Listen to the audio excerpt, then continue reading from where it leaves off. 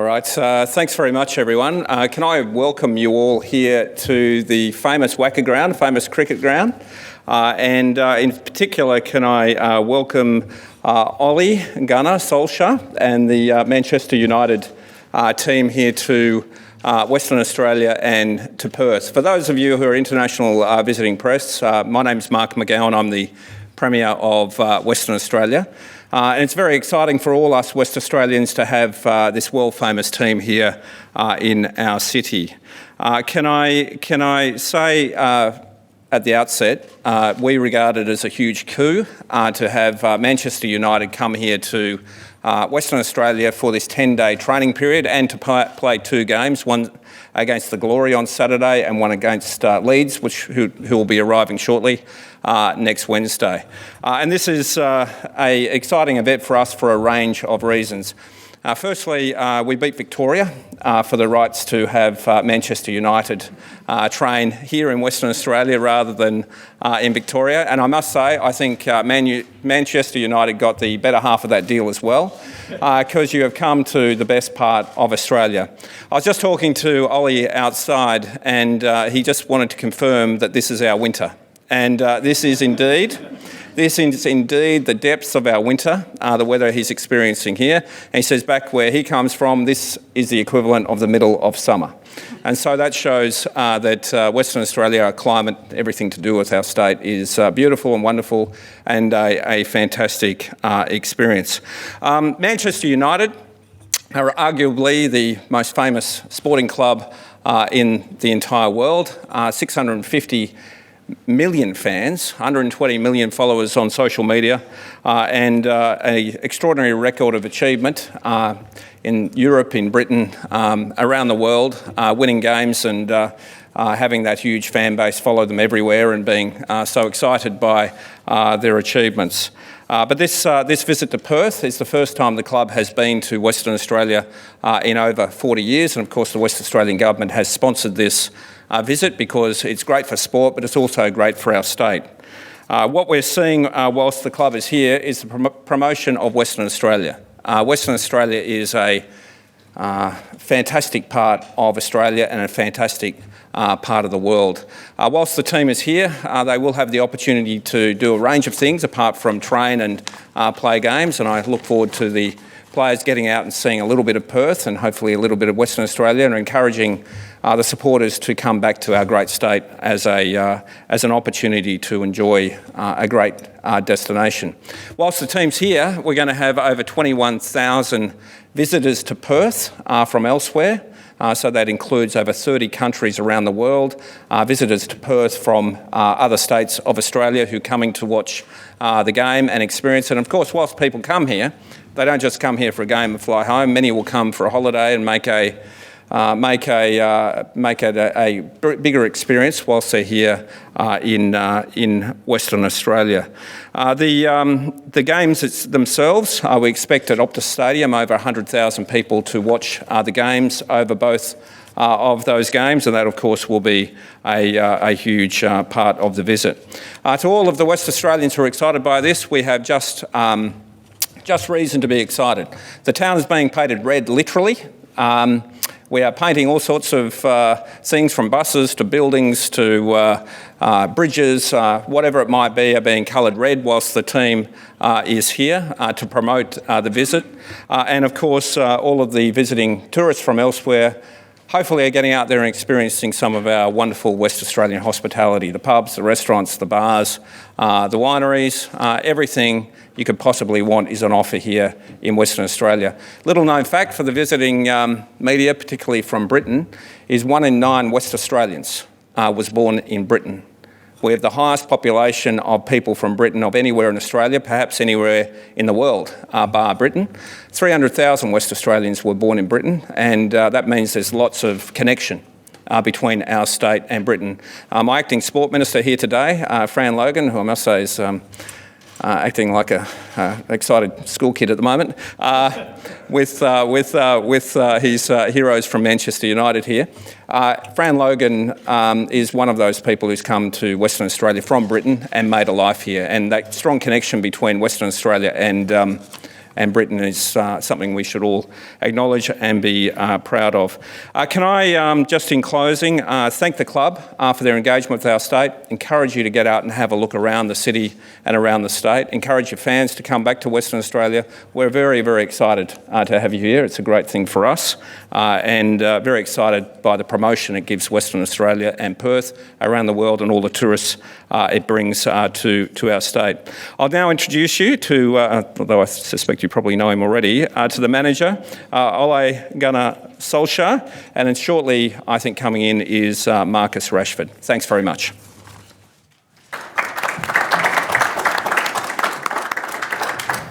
Thank you to the Premier, and thank you for the hospitality that we've received since being here. It's been fantastic. We'll take questions from the floor if you'd like to put your hand up.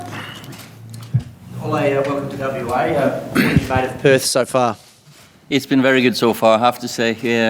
Obviously, now we're just getting over the jet lag. It's time now for having a little bit of an afternoon off for the boys as well, so they can see more. We've just been training, to be honest, and I'm not a big cricket fan, but some of my staff and players are big cricket fans, and it's great to be able to train on this fantastic stadium. I've been told all about the Ian Botham 78, 6 for 78, and so they're proud Englishmen that are talking about this stadium, and I've heard a lot about it. Do you have any plans to see any of the sites here, maybe Rottnest Island? And do you know what a quokka is? Have you ever heard of a quokka? We'll definitely have time to explore a little bit more, but at the moment we just, as I said, getting over the jet lag and training. And sorry for Marcus being late, because session was a little bit longer, and very good by the way. So he'll have some treatment and come back soon. Will you be having a look at Optus? Say again? Will you be going and have a look at Optus? I will before the game, yes. Our ground staff is there today, and it's just outside my hotel window, so I see the lights every night. It looks a fantastic stadium. Ollie, welcome back. Thank you. Manchester United. I mean, there's a whole list of questions. You're expecting all of them, I know. I know, yeah. It's been a long summer, hasn't it? There's plenty to talk about. Mino Raiola had plenty to talk about last week about Paul Pogba. Said that the conversations have been had between him and the club. He said Paul Pogba himself said it might be time for a new challenge. What's the fact of the matter and where you're sitting in terms of Paul Pogba? Well, there's been loads of talks and speculations, of course, about all our players, or many of our players, both ins and outs. And for me, it's business as usual. When you're at Man United, you expect all these things to pop up in the summer. And of course, I've been in touch with Paul, spoken to Rom, spoken to Rashi, Jesse. I've spoken to all the players more or less over the summer, as you do. You keep in touch with them, and as far as I'm aware, and up till now, we don't have any bids for any of our players. So there's no reason to say other than Paul or most of our players got long contracts. We are Man United, we don't have to sell players. So but what I have to say though is about some of the players that, Paul for example, it looks like it's going to be it's a media, I don't want to call it but it's an agenda against Paul. He's a top bloke. He's a great professional. He's never been any problems. He's got a heart of gold. And Jesse and Paul yesterday walking around, and it's been portrayed as it's a fight between the two boys. And I know that's you're here to sell papers and sell stories, but that's nothing, no problems between the boys at all. So, and they're all professional. Pre-season been very, very good so far. Well, there's genuinely not an agenda against Paul Pogba, but when his agent comes out and says that he wants out, and when Paul says I'm looking for a new challenge, we have to report it, and we feel it's disrespectful to the club for them to say that. Well, I'm here to talk about the whole team and the pre-season and the season comment. What I will say is Paul's never put himself out of the team. He always wanted to play. He's always given his best. And I can't report anything, but that agents talk all the time. And as I said, we've not had any bids from any clubs. That's all I can say about this matter. Then we can. Ollie, after the Barcelona game, you said that the club needed to be ruthless in terms of the work they needed to do with the squad, and big decisions would have to be made. As we sit here today, from the general group of that time, and Herrera's gone, you brought 2 younger players, admittedly for a lot of money in. A lot of fans are saying, where's this ruthlessness? Where are these big decisions? Because it looks very much the same as it was before. Yeah, I can see your point, but doing business in the football market is not going to be like a quick fix overnight. And we got players here who I trust. They're fantastic players. There's loads of players here that I know that's going to be successful at this club. And we've signed 2, as you say, Dan and Aaron. Fantastic, with the speed, with the hunger, with quality that will be part of that. And it's not like, I'm coaching them, I'm managing them here. The business side of it is that you just you have to be in the market. And as I said, at the moment we don't have any offers for our players. Well, is it a concern for you that Paul comes out and says it might be time for a new challenge? And you said it towards the end of last season that players, it has to mean more to them. They need to be prepared to sacrifice themselves. He doesn't seem to be giving. He's not giving that impression with what he's saying and what his agent is saying. Is that a concern for you? For me, Paul's never been a concern for me. When he's on the pitch, he's working hard, he's professional, he's a true professional, and he's a proud boy. Same answer again. I can't be sitting here talking about Paul all the time and what agents are saying. We've got a few years left of his contract, and for me, he's been fantastic when he's come back in training. I know you said that agents talk, etc., but it can't be helpful to you, can it, that he does come out and make this repeated claim, Mino Raiola, sort of twice in the space of 5 days?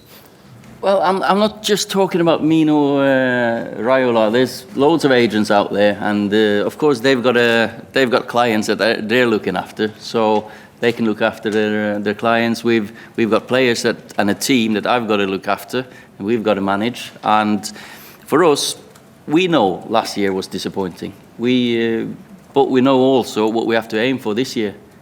And the club here, we've got a chance of course, we've got to close the gap to the top teams in the league, because we ended up 6th in a very competitive league. But then again, we've got trophies to play for, and that's what Man United is about, bouncing back after a disappointing season. And pre-season so far has been very, very encouraging. So I'm looking forward to the games when the league starts up. I'm sure we're going to have a good team, a Man United team that's going to challenge, and we're going to have players who are going to give everything for Man United. Not just Paul, Ole, but what's your stance in general on players that seemingly don't want to stay at the club, in terms of how you handle that going forward? Well, as long as they're here, they're professionals, they work, and as long as they're here working, giving everything they've got, agents and everyone else can talk, and we've got their own talks behind the scenes. And I'm not going to tell you what we've been talking about, as you would probably imagine. Ollie, you've obviously got 2 new signings here. You've got about a month left of the window. Have you got an idea of how many more you'd like before the deadline? Yeah, we do.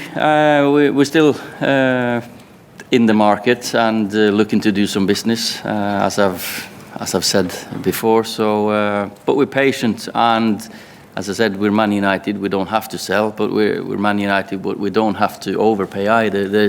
You have to have the the right players for the right price, and if we look at the squad we've got now, there's so many good players there anyway that I'm sure will, with a good pre-season behind us, that's the main thing now. The ones who are here, we're working hard. They want to improve. It's not just a fitness work. It's about robustness. This squad will have to be more robust when the season gets going. Last year we had a run of 10, 12, 13, 14 games. I don't remember how many, without any defeats. But the end, that was disappointing because we couldn't get ourselves back into winning ways, and we're working on that. Simon? If you look online, especially you have, there's quite a lot of fan disillusionment around the club and everything. Can you understand that, and can you tell them something that makes you feel positive? You know, the passion in our fans is fantastic, and of course they want us to be successful. The loudest ones are probably not the greatest fans or the best fans. And I don't really get too much of it. Karen sends me once in a while a little note. But for me, when I'm out there and speaking to fans, they're all very positive. Of course, they want to see us win again, and that's what we have to say. That we've got to get back to winning trophies, and that's our aim this season. Ollie, the Premier was saying that we beat off the competition from Victoria, which is great. Yeah. The state definitely gets something out of your visit. Yeah. Commercially, you meet your fan base over here. But in terms of preparation for a new season, surely it can't be the best thing coming to the other side of the world.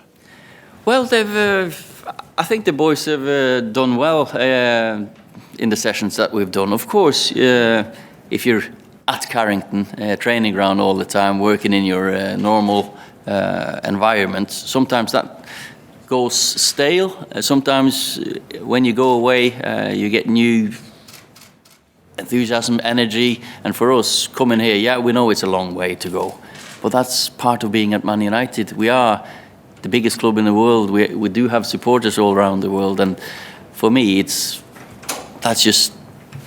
I'm used to it. I played here for 11 years. I'm used to that pre-season. It's going to be hard. It's going to be, as I said, about robustness. Yeah, when we come back, we might have a little bit of a jet lag, but you have to get over it. That's how it is at the top. Ollie, how much more are you expecting from your forwards next season? I think Paul was the top scorer with 16 last season. I think Mark was really got 13 the second season running. You expect them to be more prolific next season? We had 4 players over in double figures. Of course, that's great. We don't rely on one to score 30, 40 goals. But of course, you want our forwards. You got Anthony, Rom, Marcus. You got Alexis chipping in more. Mason's he's due a breakthrough. I think Dan James is going to chip in with goals. And the more players you get in double figures, great. If you can get a prolific one, if you can get someone up to 20, Marcus and Anthony, Rom, they've got 20 goals in them. So let's see who hits form, because potential is one thing. If you get into the rhythm, if you saw the end of last session yesterday, was Mason's bang, bang, bang, 3 chances, 3 goals against Cardiff. He could have had 5 goals. He didn't score. So it's just a striker who gets into a good vein of form will score goals. Okay, last question. James? Yeah. Him as a genuine competition. Mason will definitely play more games, and he's grown over the summer. I think his confidence has grown a lot after that Cardiff game, because he was our best player in that game. Okay, last question. Ollie, you understand David De Gea was offered an improved contract. Do you think David's close to signing a new deal here now? And just on Alexis, I know he's not coming on tour, but he got a hamstring injury, got for America. Have you got any indication of how serious or not serious that is? I don't think Alexis' injury was too bad. When he's due back 3 weeks after the last game, so just when we come back from tour here, he's due back. I would expect him to be fit enough to play straight away and train straight away. David has had a summer now where he's been negotiating and thinking about his contract. So we hope that we're going to get it sorted soon. Pretty optimistic now. I'm positive. Of course, with David, I've said many a time how lucky I am and how happy we are to have him in the goal. So we hope that he stays here for many years. Okay, guys, thank you. Okay. All right. Simon, you were quiet today. Just the one. I would allow you to. Oh, right.